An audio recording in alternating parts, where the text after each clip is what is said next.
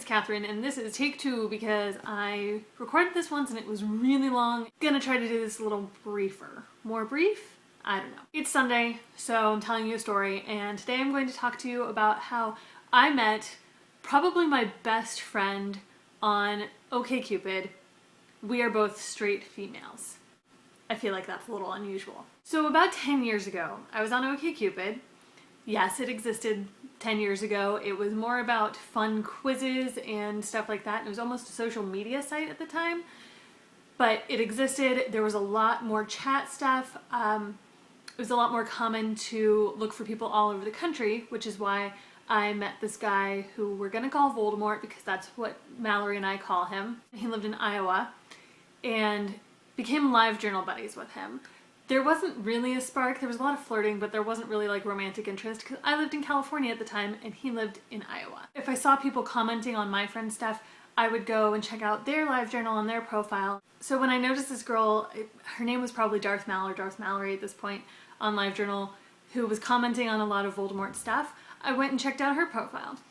Noticed that she listed Ben Yelin as an artist that she likes, and I had never met anybody else who knew who Ben Yelin was, who I hadn't introduced to his work. I noticed her birthday was the day before mine the year after. So I decide that I'm going to use that little AIM screen name that is on LiveJournal profiles, and I am her. Hey, noticed you comment on Voldemort stuff all the time. We both like Ben Yelin and our birthdays are similar. I think we should be friends. And I immediately get a response saying, Katie? Which is odd because I spell Katie a little differently and it was spelled correctly. I start thinking, have I ever mentioned that I go by Katie and all this stuff? Because I was pure Catherine on LiveJournal at the time. I'm like totally weirded out until I finally figure out that Voldemort is at this girl's house. I knew that they didn't live in the same city and I didn't think that they had ever met in person, but he was at her house. She ended up getting the computer back from him after he was doing Voldemort-y things with it. Him, Voldemort, not Voldemort stuff. She basically agreed, yes, Ben Yelin and birthdays are totally a reason to be good friends or to start a friendship. We clicked immediately.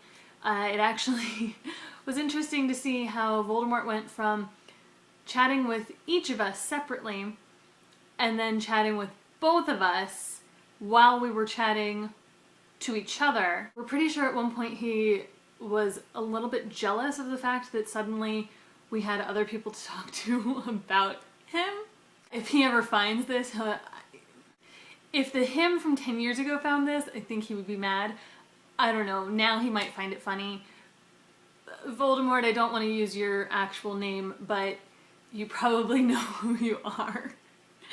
And if you find this, please say hi. I say that OkCupid brought Mallory and I together because OkCupid brought Voldemort and I together, and I believe it brought the two of them together. No matter what, I never would have met her without OkCupid. I do remember checking out her profile on there. She's now the longest close friendship I've had that I still have. I mean, I had my best friend from high school and I were friends for longer, but we are no longer friends.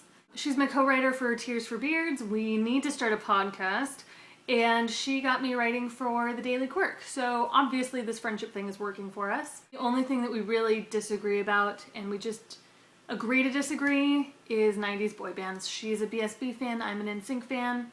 Every friendship has to have that thing, right? I've got more stories to tell with Mallory, including a great one about the first time that we met. Maybe that'll be next week. Mallory, did I leave anything out? I probably did.